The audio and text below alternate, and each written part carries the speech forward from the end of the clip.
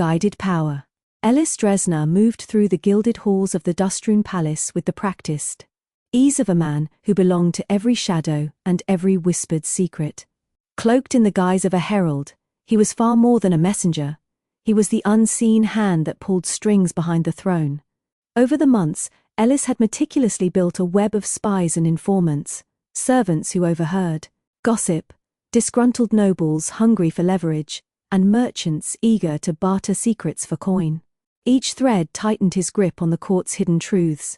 Tonight, at a lavish reception where power disguised itself in silk and flattery, Ellis approached.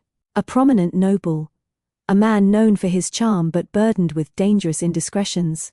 The chatter around them dulled into silence as Ellis leaned close, a disarming smile playing on his lips. Without a word, Ellis slid a folded note into the noble's palm. The man's eyes flickered to the paper, and as he read, color drained from his face. The note held undeniable proof of an affair that, if exposed, would ruin him. Ellis's gaze did not waver, but within its depths gleamed a quiet menace, a promise that the truth could surface at any moment. The noble swallowed hard, then, in a breathless moment of understanding, nodded. No threats were spoken aloud, none needed to be. An unspoken deal was sealed in that exchange, yet this was only one move in a dangerous game. Ellis knew well the court's deadly dance. Betrayal lurked behind every smile, every handshake, every whispered agreement. Now he had to navigate a tense negotiation among rival factions, each eager to use him as a pawn or a target. With poison as his silent warning and blackmail as his currency, Ellis Dresner would outspeak and outmaneuver them all. His network of spies pulsed with information, his favors stacked like cards in a house of intrigue. Failure meant ruin. But Ellis thrived where others faltered, for his cunning was unmatched, and in the shadows, he was king. In the quiet cloisters of the Church of Frigga, Ellis Dresner found his next asset, a bright-eyed initiate barely more than a boy, whose hands trembled with a mixture of awe and hunger. The youth's name was Leoran, a devout acolyte eager to prove himself but shackled by the slow grind of ecclesiastical politics. Ellis approached the boy under the guise of a traveling herald, delivering word from distant lords, but his gaze pierced through Leoran's naive devotion like a sharpened blade. "You have potential," Ellis murmured, voice low and rich with promise. "Ambition alone will not elevate you here. You need guidance and a path carved by those who understand power." Leoran's eyes widened, hope flickering. "I can make you abbot in 2 years," Ellis continued, his smile disarming yet unreadable. "The youngest the church has seen in eras. You will command respect, wield influence, and change the course of faith itself." The boy swallowed hard, the weight of those words settling in. Such a rise was unheard of, a lightning strike in a world mired by tradition. "But," Ellis added smoothly, "you must trust me, follow my counsel, and serve as my eyes and ears within these sacred walls. The church holds secrets, just as the court does. With your position, you will gather them all." Leoran nodded, a spark ignited by the intoxicating promise of power. Ellis's plan was twofold. The boy's ascent would provide him a foothold in the church, a network of intelligence feeding his larger web of spies. And in return, Leoran would learn the ruthless arts of survival, manipulation, and ambition from a master. As they parted, Ellis placed a slender hand on the initiate's shoulder, his gaze sharp and commanding. "Remember, boy, in this game, trust is currency. Spend it wisely, and never let anyone see the hand you hold." Behind his courteous smile lay the unyielding will of a man who bent people to his designs. And with Leoran, Ellis Dresner's reach was about to deepen far beyond the palace walls. The lesson in shadows, framing Gidrum. The candlelight flickered faintly in the chamber beneath the great hall of the Church of Frigga. Ellis Dresner sat on a narrow bench, the faint scent of incense and old stone mingling with the subtle metallic tang of the poisons he carried hidden within his satchel. Across from him, Leoran sat stiffly, struggling to balance awe and nervousness. "Listen well, boy," Ellis began, voice low and deliberate. "The art of control is not in brute force or open threats. It is in the unseen hand, the whispered doubt, and the carefully planted seeds of mistrust. Today, you learn to weave a false trail, to frame another so that the blame falls where you choose, and your own name remains untouchable. Lioran nodded, eager but uncertain. But how do you start? And why Gidram? He is just a water-bearer. Ellis smiled thinly, the hint of cold calculation behind it. Because he is a lowly target, overlooked, and easily forgotten. The perfect scapegoat. Step 1. The motive. First, Ellis said, you create motive. Gidram must appear to have a reason to steal from the church's donation chest. A desperate man is an easy man to accuse. He leaned closer, lowering his voice. Gidram has been seen drinking too much after his daily duties, yes? Quietly, of course, but enough to notice. Word is, his wife is ill, and the healing herbs cost more than he can pay. That is the seed. Lioran furrowed his brow. But where do we get that word? Ellis chuckled softly. We spread it. Whisper it to the servants in the kitchen. Suggest it to the novice priests. A little exaggeration here, a pointed comment there. Soon enough, the rumor is as true as gospel. He paused to let the weight of the lesson sink in. This is the first lesson. Perception shapes reality. Control the story, and you control the truth. Step 2. Planting evidence. Ellis pulled a small velvet pouch from his satchel and spilled a few coins onto the stone floor. Coins, he said, are your best friends in this game. Easy to move, easy to track. He picked one up, holding it between his fingers. We take coins from the donation chest, but not just any coins, these, special ones minted by a neighboring city. Rare enough to catch attention, but common enough to seem plausible. Ellis's eyes gleamed. You will plant some of these coins in Gidram's quarters. But more than that, a torn piece of cloth matching his worn sleeve, a broken strap from his water bucket. Subtle, but enough to suggest his presence. Lioran's eyes widened. Won't someone notice? Ellis smiled thinly. Only if you are careless. This is the second lesson. Subtlety. The evidence must be convincing but not obvious. Step 3. Discrediting the target. Next, Ellis said, you attack the target's character. It's not enough that Gidram appears guilty, the court must believe he is capable of such betrayal. He took a small vial from his pouch, its contents clear but deadly. We use poison as a warning, not to kill but to unsettle. A mild toxin slipped into his morning tea. Nothing fatal, but enough to induce weakness, forgetfulness and suspicion. Ellis's smile was faint but sharp. Soon, Gidram will falter, make mistakes, forget his tasks.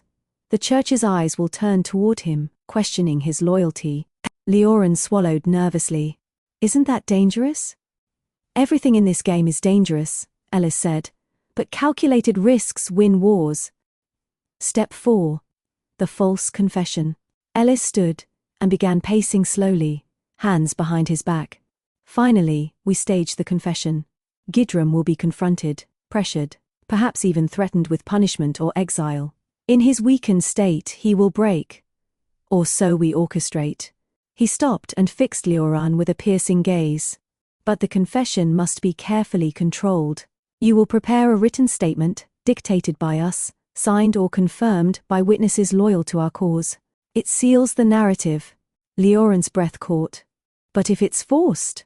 Ellis shook his head. Force is a blunt instrument. We use coercion wrapped in kindness, suggestion cloaked in concern. The goal is to make him believe confession is his salvation. Step 5. The aftermath. Ellis sat back down, clasping his hands. Once Gidram falls, the blessed will look away from you. You will have sent a warning to others, betrayal will be punished, and loyalty is rewarded. He smiled wider now, showing a glimpse of the ruthless mind beneath the veneer. And you, Lioran, will rise in favor.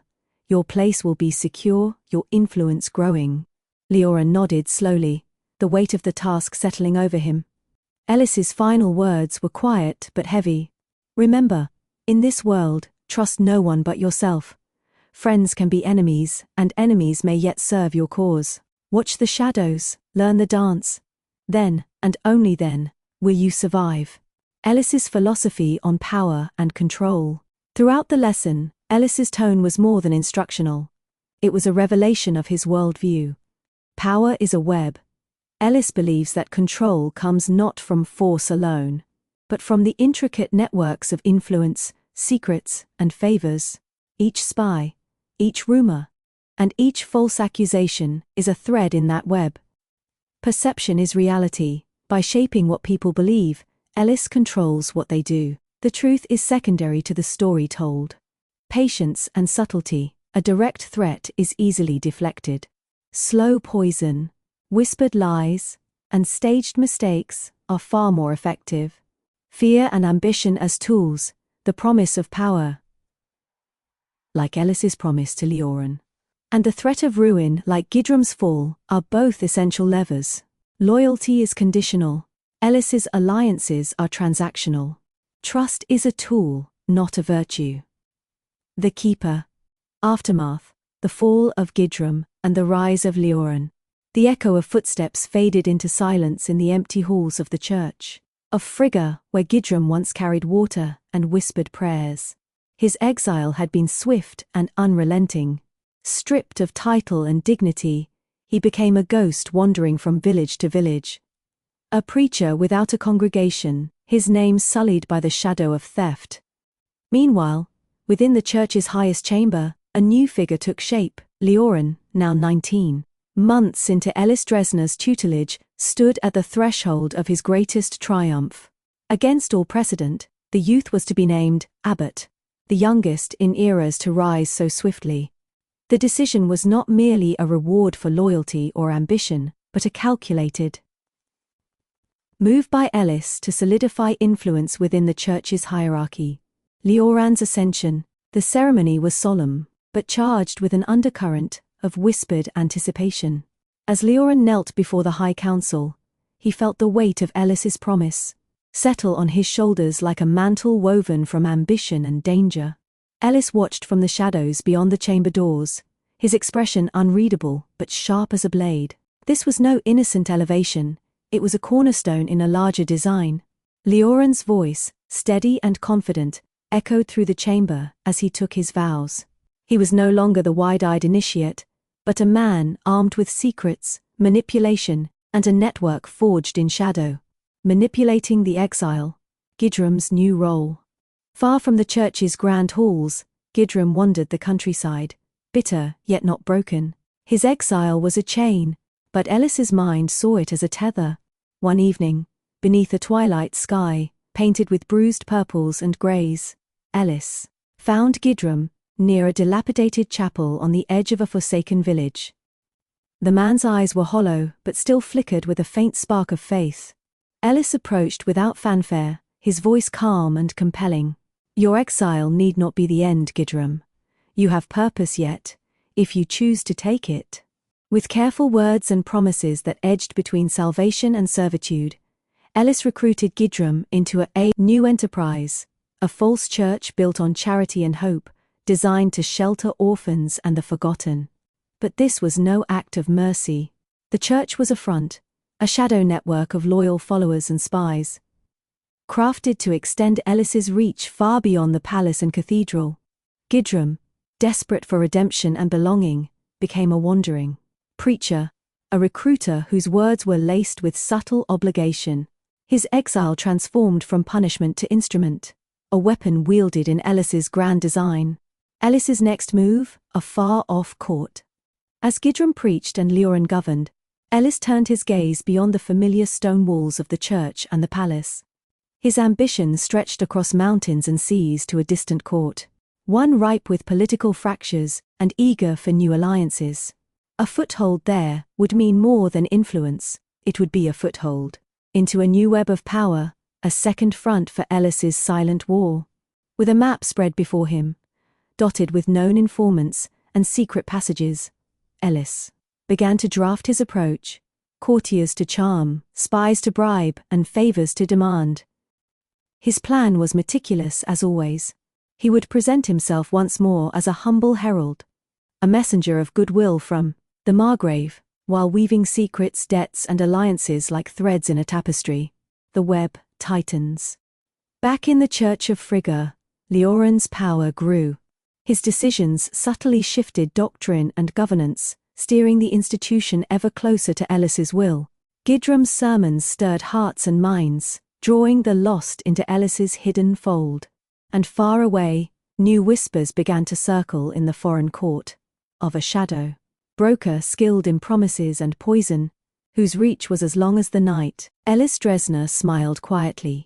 The game was far from over, it was only just beginning. Dance of Shadows, Ellis's struggle to infiltrate Greenwall. The city of Greenwall sprawled beneath twilight skies, its streets alive with murmurs of power and danger.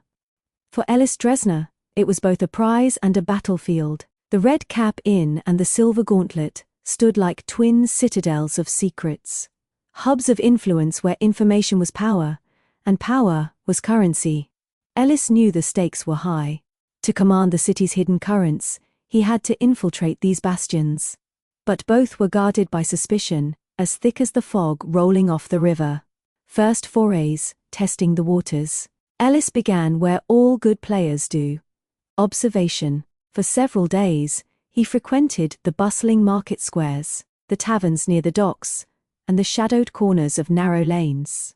He listened more than he spoke, collecting fragments of conversation, gauging the loyalties of merchants, mercenaries, and petty criminals. His approach to the Red Cap Inn was indirect at first. He sent trusted informants, low-ranking rogues and street urchins, to deliver small, seemingly innocuous packages or messages. Each attempt was met with silence or polite refusal.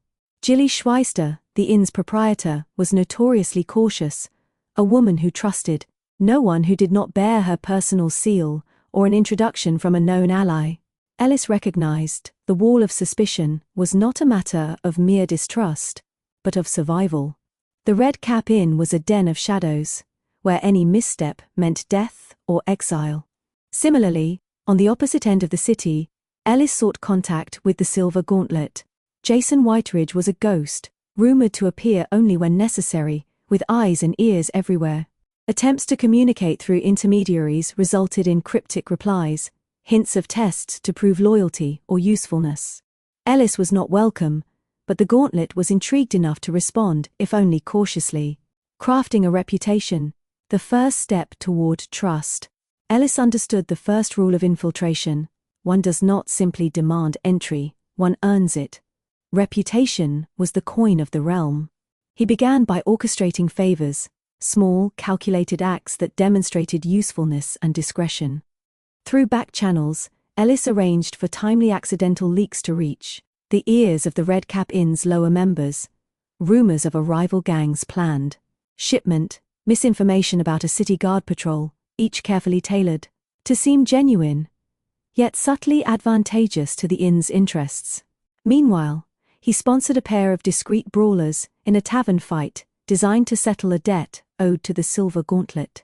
The fight was staged but convincing, a show of strength and reliability that did not go unnoticed by the Gauntlet's scouts. Such maneuvers earned Ellis whispers of his name, though still laced with suspicion, as a potential asset or threat.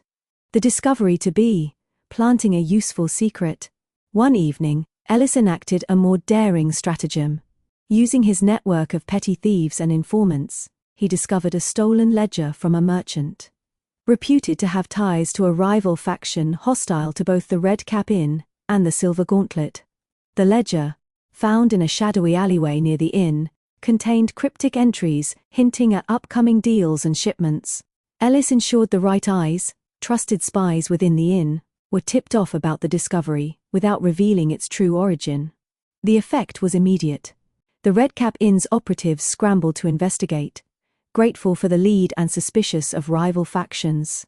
Ellis's role as the finder of this vital piece of intelligence became a talking point among the inn's lower circles, raising his profile slightly. Simultaneously, he leaked portions of the ledger's information to known Silver Gauntlet operatives, fostering a tenuous perception of goodwill.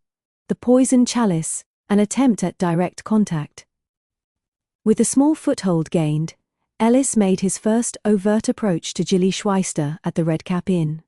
He arrived under the guise of a traveling diplomat with urgent messages from the Margrave, seeking counsel and information.